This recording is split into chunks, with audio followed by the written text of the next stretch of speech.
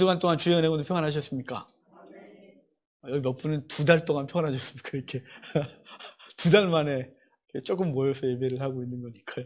옆에 사람하고 인사합시다. 사랑합니다. 축복합니다.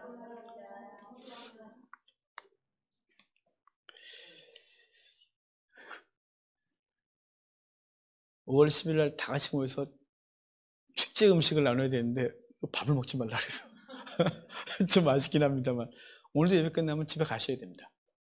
뭘 먹을 생각하시면 안 되고 너무 아쉽지만 어떻게 하겠습니까? 사태가 그런 것을. 그래서 감사한 건요, 우리 김집사님 가족 중에 둘은 들어와서 자가격리 중이고요. 둘은 내일 들어와요. 그럼 우리 5월 10일 날 다 모여서 예배할 수 있을 것 같아요. 필리핀에 계신 임모 집사님 가정은 꼼짝 마고요. 임모 집사님도 못 들어가시고 그 가정을 위해서 계속 기도해 주셔야 돼요. 광고 때 있어야 되는데 이렇게 제가 자꾸 딴말이 많아서 반가워서 그렇습니다. 말씀보다 더 반가워. 여러분 얼굴을 뵈서. 자, 우리 제목이 있어요. 제목 같이 읽겠습니다. 예수 그리스도의 계시. 아멘. 예수 그리스도의 계시라는 제목으로 함께 볼 거예요. 우리 지난주에는 서론격으로 복음 중에 복음, 요한계시록이라는 제목으로 봤어요.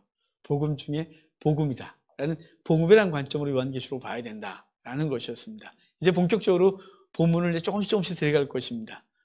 이 본문을 들어가면서 어려운 얘기도 많을 것 같기도 하고 그냥 강의 시간이니 이렇게 저한테 따질 분도 계실 것 같아요. 근데 어떻게 하겠습니까? 저는 성경을 바르게 가르쳐주고 싶은 이것이 그냥 둥글둥글 삶에서 적용하는 얘기로 끝나면 좋겠지만 지나고 나면 본문이 생각이 안 나는 답답함이 있습니다. 좀 지루할 수 있겠지만 본문 하나씩 뜯어가면서 이 말씀이 무엇을 말씀하시는지를 자세히 보도록 할 겁니다. 그래야 이 시대 영혼을 도둑질하는 사단과 이단들의 손아귀에서 벗어나고 도리어 그 빠졌던 사람들을 건져내는 능력이 배양되지 않겠습니까? 그래서 좀 지루할 수 있겠지만 요한계시록은 언제까지 볼지 모르겠지만 최하 1년 이상을 요한계시록을 볼 것 같아요. 오늘 3절까지만 봤잖아요. 다음 주 몇 절 볼까요? 그러니까 하나씩 뜯어서 볼 겁니다. 자, 오늘 요한계시록을 보는데요. 요한계시록은 요한이 있었죠. 요한이 에베소에 가서 사역을 하거든요. 요한의 후반 사역은 에베소 사역이었어요. 사실은 예수님 승천하시고 나서 잠시 초대교회가 예루살렘에서 성장하다가 흩어졌는데 요한이 중간에 어디에 갔었는지에 대한 걸 잘 몰라요. 하지만 요한의 사역 후반은 에베소에서 활동을 했어요. 에베소를 비롯하여 소아시아 지역이 신앙의 어려움을 겪고 있었고 사역자들이 잡혀가고 힘이 든 상황에서 요한은 그의 엄마 마리아, 사실은 예수님의 엄마인데 예수님께서 십자가에서 그러셨잖아요. 보라 내 어머니다.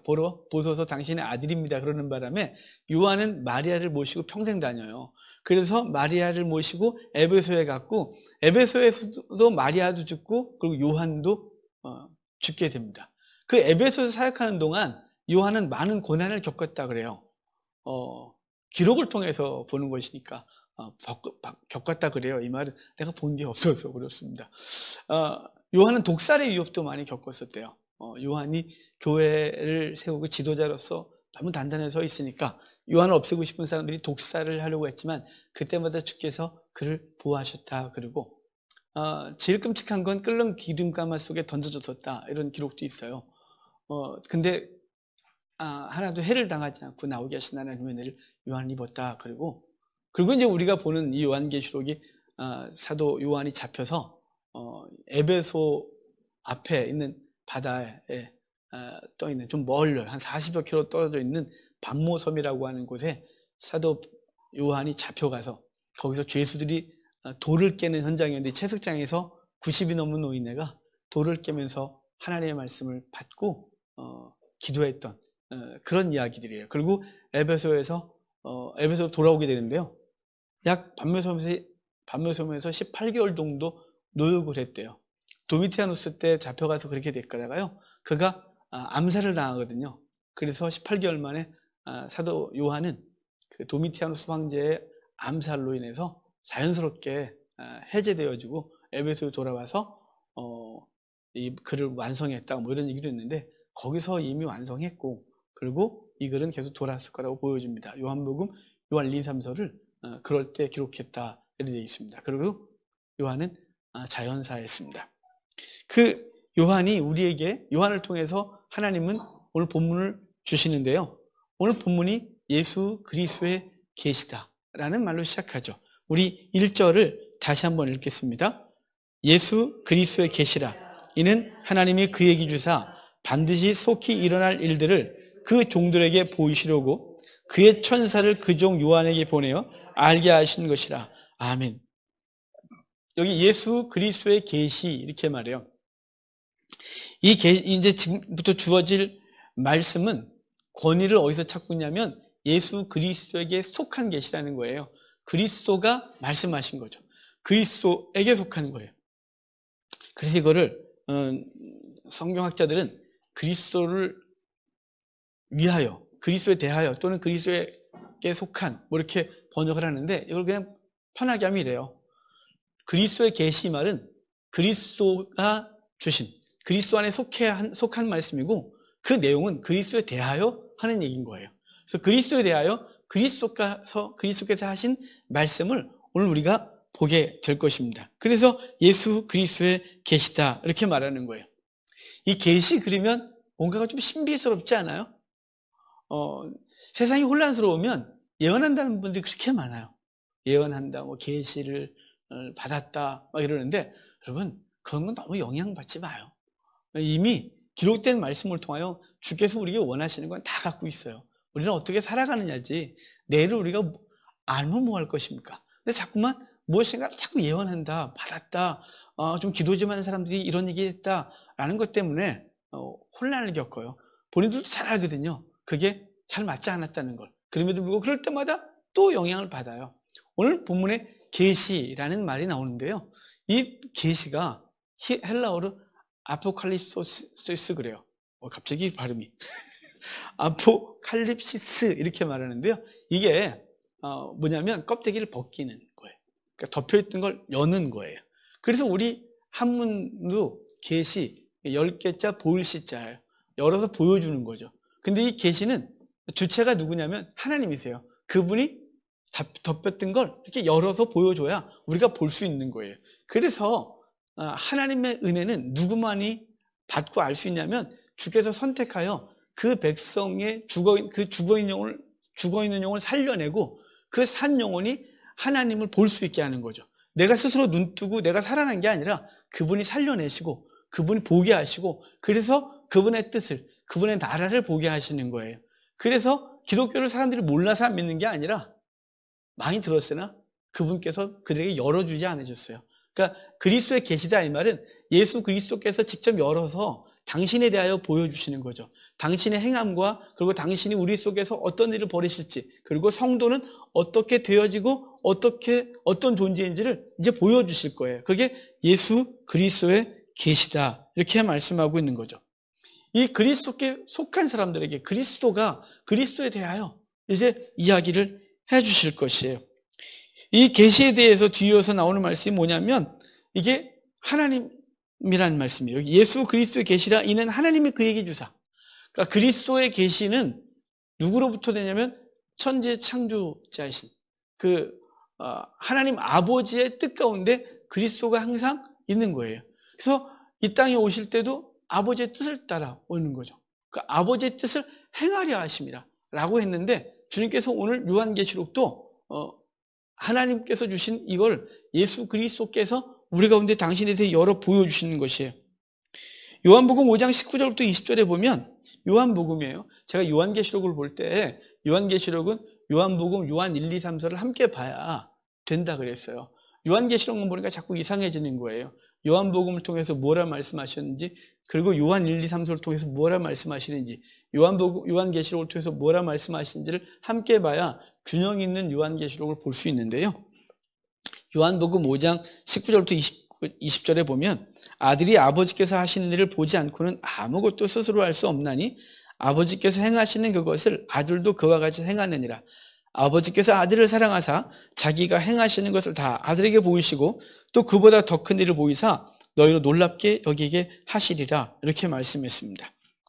그 위에 요한복음 5장 30절에서도 당신이 당신의 뜻대로 행하지 않고 아버지의 뜻을 행하고 있다고 분명히 말씀하고 있는 것이에요. 이 두 성경, 요한복음이나 요한계시록이나 다 주님께서 행하심은 아버지의 뜻 가운데, 당신이 하시는 말씀은 아버지의 말씀을 대언하고 있는 것을 분명히 말씀하고 있는 거예요. 그러니까 예수님의 언행은 하나님 아버지로부터 온 것이고, 그 예수의 말씀을 듣고 행하는 우리는 하나님의 백성으로서의 삶을 살아가게 되어지는 것이죠. 이러한 예수 그리스도에 계시는 미래의 어느 시점에 이루어지는 것이 아니에요. 그래서 오늘 본문은 뭐라 그랬어요? 속히 일어날 일들에 대하여 말씀하고 있다 그랬죠. 속히 일어날 일들이래요. 그러니까 자꾸만 요한계시록을 미래에 벌어질 어떤 사건이라고 자꾸 보니까 이게 자꾸 걱정이 되는 거예요. 그리고 그 미래를 오늘 자꾸 눈으로 이런 일이 벌어지면 이럴 때인가? 라고 자꾸 하는 것이죠. 요즘 코로나 사태가 이렇게 벌어지면서 이게 전염병인가? 요한계시록에 나타나면 3분의 1이 다 죽을 건가? 이렇게 자꾸 문자적으로 이야기하시는 분들이 종종 있어요. 아니요, 그렇게 가면 안 되는 거예요. 이게 미래적 사건이라고 자꾸 보니까 자꾸 어떤 일이 벌어지면 이제 그땐가 이래갖고 자꾸 흔들리고 있는 것이죠.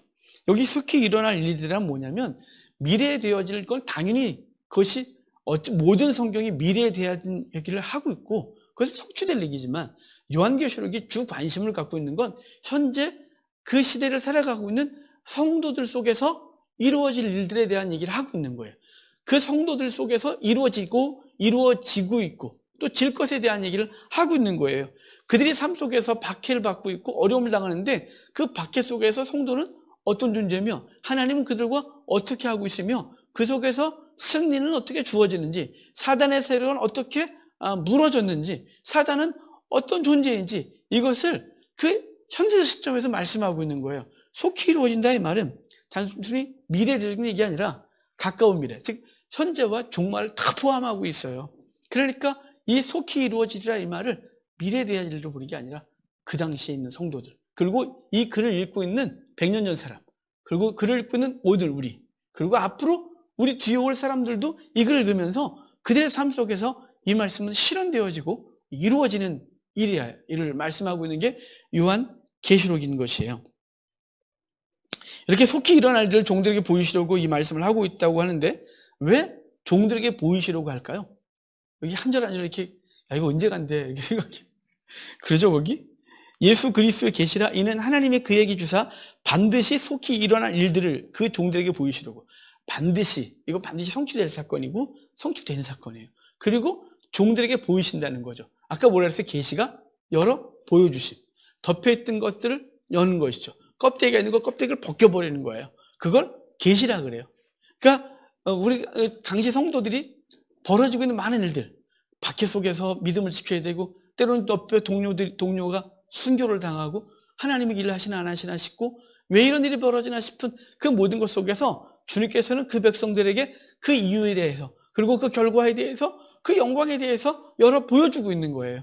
그래서 그 열어 보여준다는 걸 계시라 그랬고 오늘 그 종들에게 보여주려고 그러잖아요.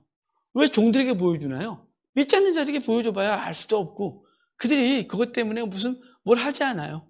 우리 요한계시록을 보다 보면 믿지 않는 자들은 어떤 것으로도 회개하지 않고 도리어 더 강팍해진다는 얘기를 나중에 볼 거예요.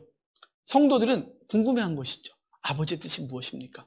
주님, 우리는 어떻게 살아야 됩니까? 주님, 이 상황에서 나는 왜 이런 일을 당하고 있는 것인가요? 라는 이 답답한 상황 속에서 그 종들에게 하나님의 일하심을 보여주려고 하고 있는 거예요. 여러분, 성경은 왜 기록됐나요? 성경은 기록된 이유가 성도들은 어떤 존재이며 어떻게 살아야 되는지를 계속해서 보여주는 거예요. 그래서 성경 읽어야죠. 성경을 알면 우리 현재 자신의 상태도 알 수가 없고 앞으로 어떤 일이 벌어질지도 모르고 그리고 주께서 주신 놀라운 위로와 격려도 받지 못하는 정말 교회만 다니는 사람이 되는 거죠. 종들에게 보이시려고 이 말씀을 기록하고 있는 것이에요. 성도 여러분, 이 말씀을 읽으면서 우리가 이 요한계시록을 통해서 하시는 하나님 말씀을 온전히 듣고 우리가 성도의 삶을 온전히 살아가게 되길 바랍니다. 여기 속히 될 일을 그리스도께서 계시한 대로 반드시 일어난다 그랬잖아요. 마찬가지로 오늘 사는 성도들이 하나님 앞에서 우리 자신이 어떤 존재인지를 인식하고 살아가야 돼요. 좀 물어봅시다. 여러분은 어떤 존재입니까? 난 예수 믿으니까 완벽한 존재다. 내가 좀 예수를 좀 믿고 내가 하나님 말대로 살아보려고 노력해보니까 내 죄가 다 사라졌다. 난 더 이상 죄 안 짓는다. 난 정말 깨끗하지. 난 더 이상 안 쓰러져. 그런 존재입니까? 아니죠. 우린 여전히 잘 무너져 있고요. 여전히 하나님의 은혜가 필요한 존재예요. 그래서 하나님의 은혜를 구하고 그 은혜에게 자꾸 나아가야 되는 거예요. 이 하나님의 말씀은 우리 자신이 어떤 존재인지를 알게 하시고, 그리고 그 존재, 우리가 어떤 존재인지를 알고 어떻게 하나님의 백성으로 살아가는지를 알게 해요. 그래서 하나님 성경이 계속해서 말하는데 우리 귀를 닫고 살아요. 하나님의 말씀을 그 종들이 들어야 하고, 그리고 그 종들은 그 말씀대로 사는 법을 우리 가운데 주었단 말이에요. 저와 여러분들이 이 말씀을 가지고 사는 귀한 은혜가 있기를 바랍니다. 왜 종들은 그 목사냐? 요한이냐? 사실은 성경 전체가, 신약 성경 전체가 종이라고 표현할 때는 하나님 주께서 세우신 특별한 어떤 부분에 대해 부류를 종이라고 표현해요. 요한계시록만큼은 모든 성도를 다 종이라고 말해요. 요한계시록은 모든 성도를 종이라고 말한단 말이에요. 그러니까 저와 여러분들이 그리스도의 종인 것이죠. 이 종들에게 이 말씀을 듣게 하시려고 오늘 이 말씀을 주고 있어요. 그러니까 저와 여러분들이 요한계시록을 좀 알아야 해요. 요한계시록은 이단들만 아는 것으로 알면 안 되겠죠. 그래서 한국교회가 이렇게 혼란을 겪은 거예요. 교회 다니던 청년들이 단 한 번도 들어본 적이 없기 때문에 대학만 가면 신천지에 빠지는 거예요. 열심히 공부시켜서 대학 보내놨더니 대학 캠퍼스에서 유혹을 받아서 거기다 또 성경에 대한 얘기를 알고 있으니까 슬쩍 접근하면 대화하고 성경 얘기 나누다 보면 자연스럽게 넘어가는 거예요. 요한계시록을 툭 던지면 그럴듯하거든요. 안 가르쳐서 그래요. 우리가 안 가르쳤기 때문에 이단들이 가지고 장난을 치는 것이죠. 종들이 알아야 될 성경인데 안 알려줬어요. 위험하다고. 이거 잘못 건드리면 큰일 난다고. 나도 잘 모르겠다고. 칼빈도 안 건드렸다고. 이러면서 안 했어요. 여러분, 우리 조곤조곤 다 볼 거예요. 그래서 이 본문이 무엇을 말씀하시는지를 알아야죠. 우리 이 시대를 살아가는 그리스도의 종들이 이 말씀 분명히 알고 우리가 이 말씀을 통해 위로받고 격려받고 그리고 바른 종말관, 바른 재림관을 가져야 할 것입니다. 이제 2절을 좀 볼까요? 2절을 같이 읽겠습니다. 요한은 하나님의 말씀과 예수 그리스도의 증거, 곧 자기가 본 것을 다 증언하였느니라. 아멘. 여기 요한의 행위에 대한 얘기래요. 요한의 행위, 즉 사역에 대해서 묘사하기를 하나님의 말씀과 예수 그리스도의 증거, 곧 자기가 본 것을 다 증언했다 이렇게 말해요. 요한은 두 가지를 갖고 있다고 하거든요. 먼저는 하나님의 말씀을 갖고 있대요. 또 하나는 그리스도에 대한 증거가 있대요. 그러니까 하나님의 말씀과 그리스도의 증거라는 두 개의 중요한 걸 소유하고 있다고 말해요. 요한 하나님의 말씀을 갖고 있는 거에 대해서 요한복음, 요한일서, 요한계시록에서 아주 계속해서 표현하는데 요한복음도 보면 요한일서 1장 1절을 보면 태초부터 있는 생명의 말씀에 관하여는 우리가 들은 바요, 눈으로 본 바요, 자세히 보고 우리가 손으로 만진 바라 그래요. 태초부터 있는 말씀에 관하여 그런데 사실은 요한이 요한일서에서 말하는 태초부터 있는 말씀에 관하여라고 할 때 그 말씀은 예수 그리스도예요. 그리스도 자체가 말씀이에요. 그러니까 요한복음 1장에 뭐라 그랬나요? 태초에 하나님이 천지를 창조하시다. 맞죠 이거? 창세기 1장 1절가 되었고 이 말씀은 하나님과 함께 계셨고 이 말씀은 곧 하나님이다. 그분이 빛으로 이 땅에 왔는데 어둠이 그분을 알지 못했다. 그분을 영접하면 하나님의 자녀가 되는 권세를 주었다 이렇게 말해요. 그러니까 요한은 예수 그리스도가 하나님 말씀이라고 하는 거예요. 그리고 그분은 말씀 자체였는데 그분이 하신 말씀을 하나님의 말씀으로 다 갖고 있는 거죠. 그 요한은 하나님의 말씀을 갖고 있는 소유한 사람이에요. 거기서 끝나지 않고 예수 그리스도에 대한 증거, 예수 그리스도에 대한 증거가 그 속에 있는 거죠. 이 증거가 뭐냐면 그분과 경험했던, 그분과 행동했던, 함께 했었던 경험을 소유하고 있는 거예요. 그분을 통하여 기적을 함께 행했고 그분을 통하여 자기의 영혼이 변화됐고 그분을 통하여 생명을 얻은 그 경험이 있는 거예요. 그래서 하나님의 말씀과 그리스도에 대한 증거가 자신 속에 있다고 말하거든요. 우리 성도들이 이 두 개를 다 갖고 있어야 돼요. 누군가는 성경을 많이 안 돼요. 이런 말씀을 드리면 진짜 이상하지만 제가 아는 어떤 신학대학교 교수는 하나님을 안 믿어요. 이상하죠? 성경 연구를 열심히 해서 유학도 갔다 와서 머리도 좋고 그래서 교수가 됐으나 신학을 가르칠 뿐 하나님을 안 믿어요. 심각하죠? 하나님 말씀은 그가 있어요. 근데 경험이 없어요. 그분과 만난 경험이 없는 거예요. 또 한쪽 부류가 있어요. 하나님 말씀은 너무 몰라요. 근데 심지어 경험을 너무 많이 한 거예요. 그래서 그 경험이 그를 움직여요. 그 사람은 경험이 계속되지 않으면 신앙이 흔들려요. 이 두 개가 다 병행돼야 되거든요. 하나님 말씀과 그분을 만난 경험이에요. 이 두 가지가 이렇게 균형을 이뤄야 건강한 신앙이 되어집니다. 하나님 말씀을 연구하고 읽고 듣고 그리고 묵상하고 때로는 암송하고 그러면서 그 말씀 속에서 주님께서 내게 주신 놀라운 은혜를 경험하고 때로는 그 말씀에 펑펑 울고 때로는 그 말씀 때문에 세상 모든 것들보다 모든 것이 다 새로워 보이고 천지가 새로워 보이는 놀라운 은혜를 경험한 사람들은 균형 있는 그리스도인이 되는 거죠. 요한은 하나님의 말씀과 그리스도에 대한 증거가 자기 속에 있다고 말하는 거예요. 여러분 이 증거가 특별히 여러분에 있길 바랍니다. 말씀은 우리 하리교회 성도들은 하도 들어서 가끔은 제가 생각하기에 난 무슨 얘기를 새롭게 해야 되지 싶을 때가 있거든요. 여러분 하나님의 말씀 많이 들었어요. 그런데 그리스도에 대한 경험이 우리 속에 없다면 이게 굉장히 공허하고 소위 머리만 큰 성도가 되는 것이죠.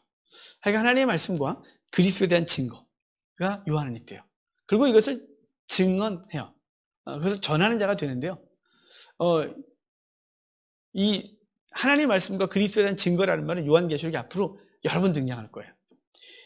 요한이 하나님을 드러내는 증거하는 삶을 사는 이유도 하나님의 말씀과 그리스도에 대한 증거 때문이고 초대교회 성도들이 박해를 당한 이유도 하나님의 말씀과 그리스도에 대한 증거를 가지고 전하기 때문에 박해를 당한 것이고 초대교회 성도들이 그 박해 속에서 목숨을 잃는 상황 가운데서도 절대로 굴하지 않았던 이유는 하나님의 말씀과 그리스도에 대한 증거가 그 속에 있기 때문이에요. 요한은 이걸 계속해서 반복해서 얘기할 거예요. 여러분 우리가 이렇게 코로나 사태 속에서도 조금씩 예배를 재개하고 싶고 몸이 근질거리고 예배당 가서 예배하고 싶고 이런 이유는 뭔가요? 여기 오면 밥이 나옵니까? 똥이 나옵니까? 오늘 배가 고프셔서 집에 가셔야 될 텐데 예배 끝나고는 밥도 안 먹고 가고 배고파 이럴 텐데 왜 오셨어요?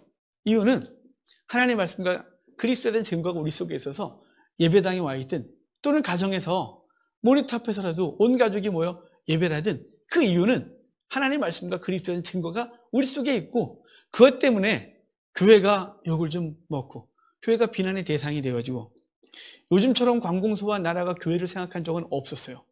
어쩜 그렇게 배려를 많이 해주는지 몰라요.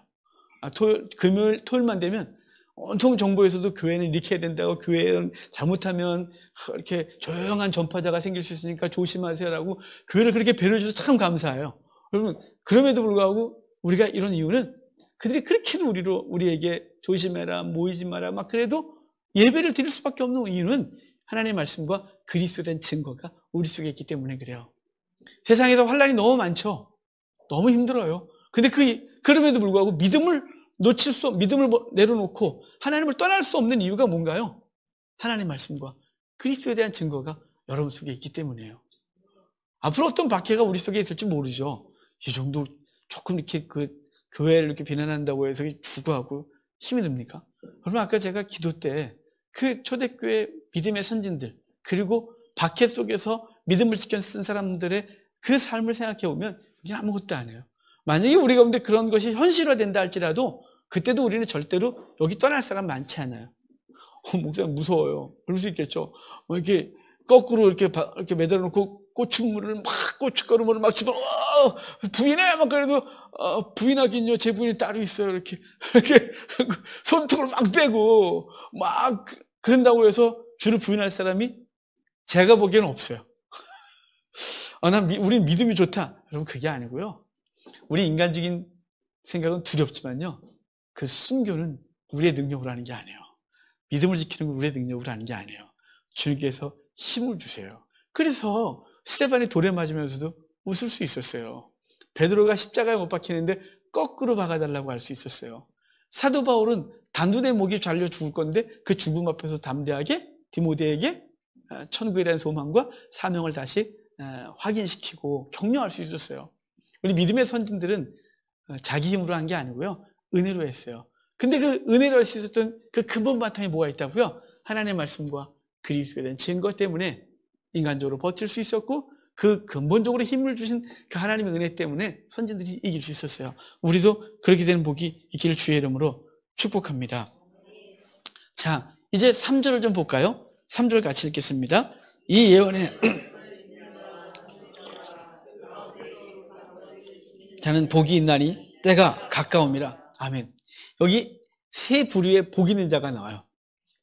그 말씀을 읽는 자, 그 말씀을 듣는 자, 그 말씀을 지켜 행하는 자는 복이 있나니 이렇게 돼 있어요.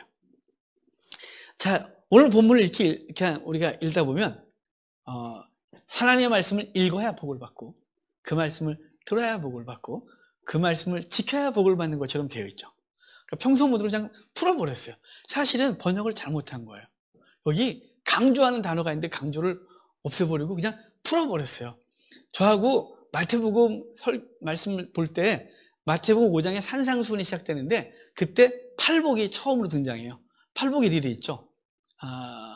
심령에 가난한 자는 복이 있나니, 또 온유한 자는 복이 있나니, 등등으로 쭉 되는데 이 번역이 잘못됐다 그랬어요.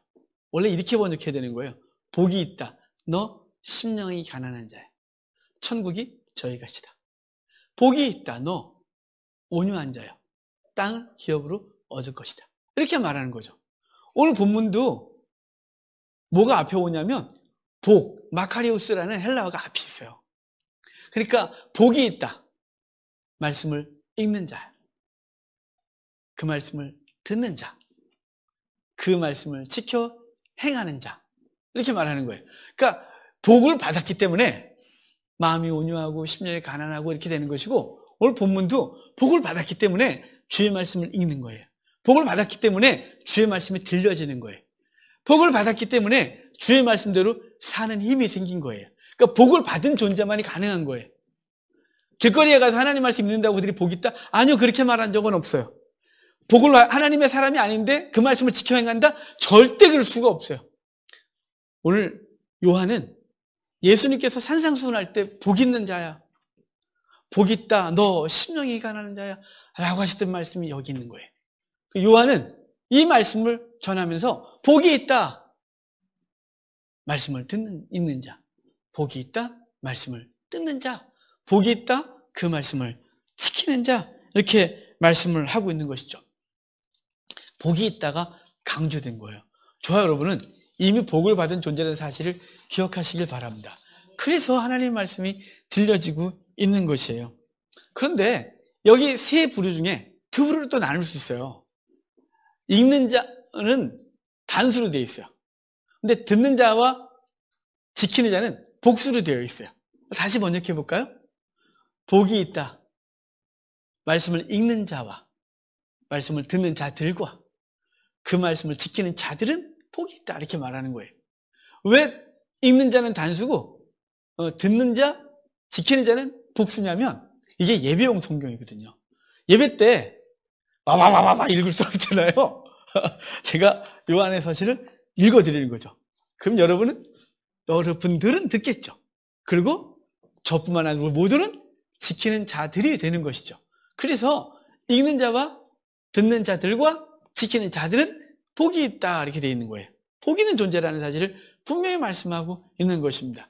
여러분, 여기 읽는 자 그러니까 목사만 읽는다, 앞에 선 사람만 읽는 것이 아니에요. 당연히 우리는 많이 읽어야 돼요. 왜냐면요, 정말 중요하기 때문이죠.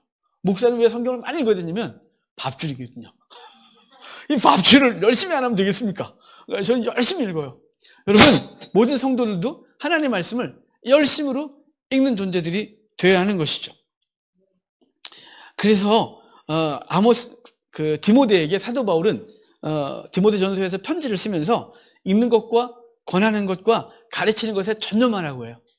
이 말씀은 단순히 네가 사역자니까가 아니라 사역을 뿐만 아니라 네 스스로도 하나님 말씀을 열심히 읽고 그 말씀을 가르치고 그 말씀을 가지고 사는데 전념해야 하는 것이죠. 가르치는데 전념해야 돼요. 칼빈이 이렇게 말했어요. 아주 멋지게 말했거든요. 성경은 모든 지혜의 샘임으로 목자가 양떼들 앞에서 제시할 것들을 성경에서 얻어야 한다. 그러니까 성경은 모든 것의 셈이래요. 그래서 목자는, 사역자들은 그 말씀 속에서 생수를 퍼내야 양떼들에게 줄 게 있대요. 그러니까 사역자들은 하나님 말씀을 더 많이 연구해야 되겠죠. 하지만 저희만 그럴까요? 우리 모두는 우리의 삶 속에 필요한 모든 은혜의 근원이 성경에 있어요. 그래서 그 은혜의 셈에서 퍼올리는 일을 열심히 해야죠. 그게 성경을 읽는 거예요. 그게 묵상하는 거예요. 그게 암송하는 거예요. 그래서 은혜의 셈인 성경에서 은혜의 강수를 마음껏 마셔야 되죠. 그래야 가람이 없는 거예요. 아모스는 이렇게 말해요. 너희가 목이 마른 건, 이 기갈은 양식이 없어 기갈이 아니래요. 이 기갈은 물이 없어 기갈이 아니래요. 이 기갈은 하나님의 말씀을 읽지 않는 기갈이래요. 하나님의 말씀이 너희 속에서 활동하지 못하기 때문에 너희는 기근을 겪는 거래요. 여러분, 성도임에도 불구하고 삶 속에서 날마다 힘들고 공허하고 허전하고 삶에 채워지지 않는 무엇이 있는 건 세상 것을 아무리 넣어도 안 채워져요. 돈이 채워지면 채워질 것 같아요? 내 자녀가 좋은 대학을 가면 채워질까요? 잠시 채워져요, 잠시. 내 집이 30평에서 100평으로 가면 채워질까요? 가고 싶어요. 채워지겠죠, 어느 정도? 그렇지 않을까요? 한 20년째 더더더 이거 언제 퍼지지? 그런 차에서 갑자기 새 차를 타면 한동안은 그 새 차 냄새 때문에 행복하겠죠. 여러분, 하지만 이게 근본적으로 채워지질 않아요. 인간 속에는 채워지지 않는 저 부분이 있어요. 그 부분은 반드시 뭐로 채우냐면 주의 말씀으로 채워야, 은혜로 채워야, 그 은혜로 채워지면 다른 모든 것들을 함몰시켜요. 다른 세상 모든 것들을 그 은혜가 다 주장해요. 그래서 세상이 알 수 없는 기쁨이 우리 속에 있게 되는 거죠. 그래서 저와 여러분이 하나님의 은혜의 샘물인 주의 말씀을 읽고 그 속에서 생수를 퍼올리는 작업을 계속해야 하는 것이에요. 이것을 쉬면 갈증이 오기 시작해요. 이것을 쉬면 어느 순간인지 자식도 모르게 목이 자꾸 마른 거예요. 마치 짠 음식을 먹고 나면 그 이후에 계속해서 물이 먹히는 것처럼 자기도 몰라요. 왜 목이 마르지? 오늘 이렇게 목이 말라. 근데 사실은 이미 찬 음식을 먹었었잖아요. 그리고 수분을 계속 공급받아야 되는데 바로 그런 거예요. 세상 것 아무리 먹어도 채워지지 않아요. 도리어 목이 더 마르죠. 더 많은 것을 추구하고 싶어하고 더 많은 돈을 모아야 또 채워지지 않는 갈증을 갖고 있어요. 은혜를 채워야 그 모든 것들을 넉넉히 감당하고 정말 근본적인 해결이 되어짐을 여러분 기억하시기를 바랍니다. 또한 듣는 자, 지키는 자는 복이 있다는데요. 사실은 말씀을 읽는 자와 듣는 자와 지키는 자는 뗄 수 없는 상황이에요. 그럼 말씀을 읽어보십시오. 요즘 여전도회가 성경을 열심히 잘 읽고 계시거든요. 잘 읽고 계세요. 항상 문제지만 남전도회가 항상 문제예요. 말씀을 잘 안 읽어요. 왜냐하면 이해는 돼요. 아침에 눈을 뜨면 밤늦게까지 세상에서 일을 하는데 막 온통 그것 때문에 머리가 꽉 차 있는데 성경이 들어올까 싶은 생각이 들거든요. 내가 만약에 목사가 아니라 세상에서 일을 하는 존재라면 난 성경을 잘 읽을까? 저도 안 읽을 것 같아요. 더 많은 것, 그 다음 복잡한 일을 처리하느라고 눈 뜨면 그것 때문에 막 잠을 못 이룰 판에 성경이 들어올까? 이런 생각이 들긴 하거든요. 그럼에도 불구하고 성경을 읽기 위하여 시간을 좀 내셔야 돼요. 5분을 투자하면 성경 한 장을 읽어요. 5분이요. 평균 5분이면 한 장일 수 있습니다. 근데 24시간에서 5분을 못 내요. 마음의 여유가 없는 거죠. 그 5분이 우리를 살게 하고 5분이 우리에게 그 인생의 갈증을 해결할 수 있는데 그 5분을 투자하지 못하는 거예요. 물들어 샘에 가기 싫은 거예요. 못 가는 거죠. 그리고 다른 것으로 자꾸 채우는 거예요. 콜라나 탄산음료를 계속 채우는 거예요. 채워도 끊임없는 갈증을 느끼면서도 이유도 잘 모르는 거예요. 바라기는요, 주의 말씀을 읽으십시오. 그러면 어느 순간부터 이 하나님의 소리가 들리기 시작해요. 맨 처음엔 내가 성경을 읽기 시작했는데 어느 순간부터 성경이 말씀하기 시작해요. 그리고 그 소리가 들려지고 자연스럽게 하나님 말씀대로 살 수 있는 능력자가 되는걸 기억하시길 바랍니다. 복이 있다. 말씀 읽는 자, 듣는 자, 그것을 지키는 자. 이렇게 말씀하고 있다는 사실 기억하십시오. 그리고 이제 그 뒤에 맨 마지막에 뭐라 그래요? 때가 가깝다 그러잖아요. 거기 지키는 자는 복이 있나니 때가 가까움이라 그래요. 우리 번역 성경엔 사실 단어 하나를 빼버리고 번역했어요. 그 단어가 헬라어로 가르라는 단어인데 이게 뭐냐면 왜냐하면이라는 뜻이에요. 제가 다시 번역해 볼까요? 그래서 복이 있다. 말씀을 읽는 자, 듣는 자와 그 가운데 기록한 것을 지키는 자요. 왜냐하면 때가 가깝기 때문이라. 제 번역이 좀 깔끔하지 않죠? 제가 전문가가 아니기 때문에 그래요. 나름 해본다고 열심히 했는데 이거 전문가가 있고 박 목사 너 오바했다. 그러니까 걱정되기도 하고 아주 부드럽지 않잖아. 네, 괜찮아요. 뜻만 전달되면 돼요. 복이 있다. 읽는 자, 그 말씀을 듣는 자, 그 말씀을 지키는 자요. 왠 줄 아냐? 왜냐하면 때가 가깝기 때문이라. 이렇게 번역해야 되는 거예요. 때가 가깝기 때문에 말씀을 읽고 듣고 지키는 자가 복이 있다는 거죠. 복을 받은 자들이 그러고 있다는 거예요. 어떤 때가 가깝기 때문에. 근데 그때는 자꾸만 요한계시록 때를 종말로 가져가는 경향이 있어요. 종말 당연히 포함된다니까요. 창세기부터 요한계시록까지 종말을 말하지 않는 성경은 하나도 없어요. 모든 것이 끝에 대한 얘기를 다 하고 있어요. 근데 요한계시록도 끝에 대한 얘기를 하지만 더 중요한 건 뭐냐면 오늘이라니까요. 그들이 살아가고 있는 현실, 우리가 살아가고 있는 현실, 이 속에 어떤 때예요. 그 때를 말하고 있는데 그 때가 가깝다. 뭐 이렇게 말하거든요. 헬라어에 보면 그 시간을 가르치는 용어가 둘이 있어요. 대표적으로. 그리고 그것이 신화에 연결되어지죠. 크로노스, 카이로스라는 신들과 연결이 되어져요. 크로노스는 시간의 신이에요. 크로노스 얘기를 좀 잠깐 하면 그의 아버지가 우라노스거든요. 왠지 얘는 노스노스 그런지 모르겠지만 얘는 우라노스인데 얘가 우주예요. 우주의 신인데 그의 아들 크로노스가 그의 아버지 우라노스의 성기를 잘라요. 바다에 뚝 떨어지거든요. 거기서 거품이 불불 올라오고 태어난 게 비너스예요. 그래서 항상 비너스는 가리비에 이렇게 가릴 건 다 가리시고 서 계시죠. 미인이에요. 그런데 이 크로노스가 자기가 아버지를 그렇게 했잖아요. 그리고 자기가 시간의 주인이 되어져요. 그런데 그에 대한 예언이 뭐냐면 네 아들이 너를 그렇게 할 거라는 그런 얘기 들어요. 너무 무서운 거죠. 그래서 대지의 여왕이었던 가이아라는 게 그 부인이었는데 그 둘 사이에서 자녀를 자꾸 낳는데 자녀를 낳을 때마다 크로노스가 잡아먹어 이렇게. 그 자식이 자기를 어떻게 할까봐 잡아먹어요. 근데 12째 제우스가 태어나는데 그 제우스는 숨겨 키우죠. 결국은 제우스가 이제 그 아버지의 배를 갈라 12아들들 자기까지 11아들 자기를 빼고 그래서 끄집어내서 그리스 12신이 만들어진 얘기가 크로노스예요. 이 크로노스는 어떤 시간이냐면요. 그냥 흐르는 거예요. 그냥 시간 태어나고 살고 죽고 그냥 쭉 흐르는 거예요. 그냥 흘러가는 시간 이게 크로노스예요. 우리 모든 인생은 그 크로노스의 지배를 당하죠. 내가 태어나고 싶어 태어난 것도 아니고 내가 뭘 선택한 게 없어요. 오늘 누구나 선택한 게 없어요. 그냥 흘러가는 거예요. 어느 날 죽을 거예요. 그게 크로노스예요.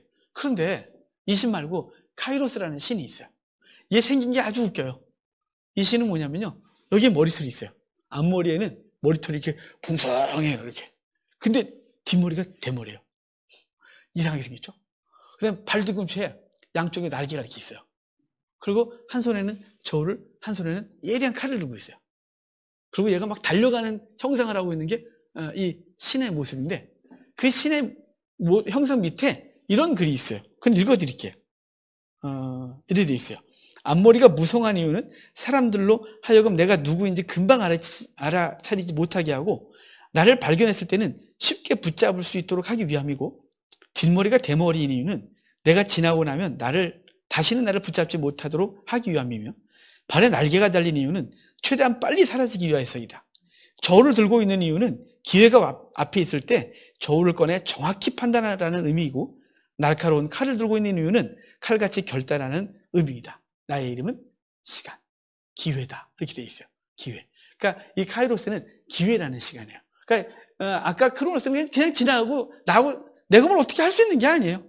그렇지만 그 속에서 카이로스는 뭐냐면 그때부터 잡는 거예요. 그걸 의미를 부여하고 빡 잡는 거예요. 이 시간을 놓치면 다시는 못 잡으니까 그걸 기회로 잡아내는 거예요. 그게 카이로스예요. 기회라는 시간인 거죠. 여러분 이걸 말씀드린 게 오늘 본문이 때가 가까움이랄 때 그 때가 카이로스예요. 앞은 무성하고 뒤에 대머리인 신이죠. 때가 가깝다. 그 때가 가깝다. 이 말은 뭐냐면 저 미래 어떤 때가 아니라 그 흘러가고 있는 시간 속에서 너희가 그 매 순간마다 기회란 카이로스가 막 지나가는데 그놈을 네 앞에 계속 가깝게 지나간대요.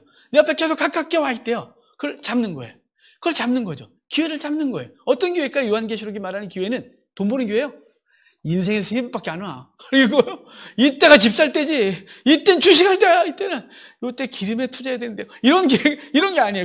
그런 기회가 아니라 성도에게 있어서 카이로스는 뭐냐면 매 순간마다 주의 말씀을 그랬잖아요. 읽고 듣고 지키는 자가 복 있는 존재라고.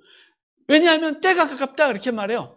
매 순간마다 주의 말씀을 읽고 듣고 지키면 그 속에서 하나님의 때, 하나님께서 말씀하신 때를 아는 거죠.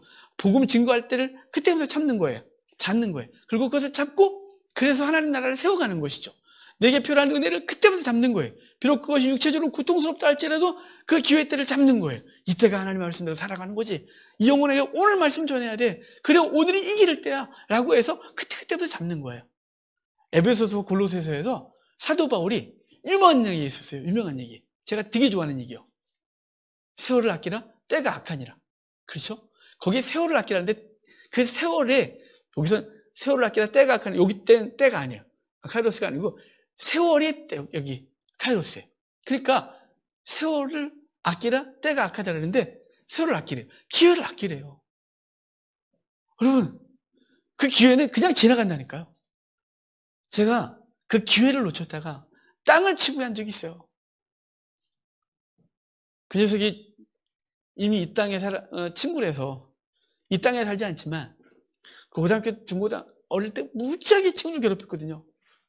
하여간 그놈한테 안 맞은 애들이 없어요. 저도 그놈한테 뜯어 터지고 아버지한테 갔다가 또 뜯어 터지고 막 돌아다니다고. 하여간 못된 놈이 하나 있었어요. 그런데 고등학교 졸업하고 한참 있다가 장례식에 갔다가 그 녀석을 만났어요. 근데 그 부인이 크리스찬이라는 거예요. 너무 반갑잖아요. 그 못된 녀석이 부인이 크리스찬이에요. 근데 교회 다니냐? 안 다닌대요. 근데 여전히 삶이 그 녀석이 그러고 살고 있는 거예요. 그래서 걔한테 그랬어요. 야, 교회 다녀. 너 나 알잖아. 하여간 어릴 때 얘기하면 좀 창피한 게 너무 많아서 너가 목사야 인마? 이러는 친구들이. 그런데 그 친구한테 그랬어요. 나 목사야. 너 잘 알잖아. 내가 어떤 삶을 살았는지.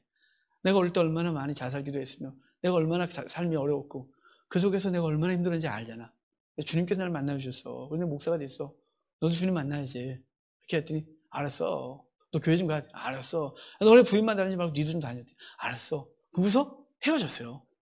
근데 알았어가 빈소리인 줄 알았거든요. 그냥 진심으로 교회 간다는 얘기가 아니라 친구라면 자꾸만 몇 년 만에 만나갖고 한다는 소리가 교회가 자꾸 그러니까 얼마나 귀찮겠어요. 그래서 알았어 그랬단 말이죠. 근데 돌아오면서 안 되겠어요. 걔를 만나야지. 그래서 진지하게 복음 증거해야 되겠어요. 그런데요, 새벽마다 그 친구를 위해서 1년 정도를 기도했어요. 저는 누구를 위해서 1년 동안 그 교인들을 빼고는 1년 동안 계속 기도한 사람이 별로 없어요. 근데 마음을 주시는데 버릴 수가 없는 거예요. 그 친구를 위해서. 그래서 하나님 앞에 계속 기도했어요. 그 녀석 이름이 고진철인데 하나님 우리 진철이 주님 제가 만날 거예요. 그러니까 주님 그래서 마음을 열어주셔서 주님 만나줘요. 그래서 천국 백성 되게 해줘요. 하나님 그 녀석 좀 만나줘요. 그렇게 해놓고 이제 시간을 찾아야 되는데 여러분 제가 고향까지 요새 도로가 잘 뚫려서 1시간 반밖에 안 걸려요. 1시간 반 걸려서 밥 한 번 먹고 얘기하면 하루 출장 되지 않을까요? 그거 오래도 안 걸릴걸? 근데 그게 그렇게 시간이 안 나요 저한테. 시간이 있는 날은 피곤하고 쉬고 싶고 뭐 내일 가야지 그래놓고 아침에 잠깐 뭐 하다 오면 하루를 놓쳐버려요. 그러다가 소식을 들었어요. 부고가 날라온 거예요. 죽었다고. 자살했대요. 그래서 제가 그 장례식 가서 엉엉 울었어요. 그 앞에서 엉엉 울었어요. 미안하다고. 하나님 나 널 만나라고 했는데 내가 안 만났다고 미안하다고. 너무너무 후회해. 지금도 그게 여전히 남아요. 아마 죽을 때까지는 후회할 것 같아요. 기회가 있었어요 저에게. 카이로스는 기회를 지나가고 말았어요. 이제는 잡고 싶어도 잡을 수가 없어요. 여러분 오늘 우리에게 이렇게 말해요. 예수 그리스도의 계시라. 이 말씀을 속히 되어지는데 그 종들에게 알려주게 하십니다. 요한은 하나님의 말씀과 그리스도에 대한 증거를 갖고 있고 그래서 증거하는 자라. 복이 있다. 말씀을 듣는 자, 읽는 자, 듣는 자, 지키는 자. 왠 줄 아니? 때가 가깝기 때문이에요. 때가 가까운데 왜 이게 복일까요? 하나님의 말씀을 듣고 읽고 지키는 자들만이 그 때가 보여요. 하나님의 말씀을 읽고 듣고 지키는 자만이 하나님의 때가 보여요. 영혼을 향한 하나님의 때, 우리 개를 향한 하나님의 때가 보여요. 내가 무엇을 해야 될지, 하나님 나라를 위해서 무엇을 해야 될지, 이 환난 속에서도 어떻게 믿음을 지켜야 되는지, 이 시간이 지나가면 내 영혼이 망가질지도 다 보이는 거예요. 저 영혼이 어쩔지 보이는 거예요. 우리 가정이 보이는 거예요. 그래서 때가 가깝기 때문에 하나님의 말씀을 읽고 듣고 지키는 자는 복 있는 존재가 되는 거예요. 여러분, 오늘 말씀을 마칠게요. 오늘 말씀은 예수 그리스도의 계시예요. 예수 그리스도의 계시, 그분은 어떻게 했다고? 보여줬다고요. 성도는 어떤 존재이며 어떻게 살아야 되며 이 땅은 성도를 어떻게 대우하며 그 환난 속에서 성도는 어떻게 믿음을 지켜야 되고 사단의 세력은 어떻게 종말을 맞이할 것이며 그리고 성도의 승리가 어떤 것인지를 보여주는 거예요. 이미 우리는 모든 성경을 통해 봤고 요한계시록 그것을 더 확실하게 보여줄 거예요. 저 여러분들이 그것을 갖고 있거든요. 여러분, 갖고 있는 존재답게 이 땅에서 승리하는 귀한 은혜가 있기를 주의 이름으로 축복합니다.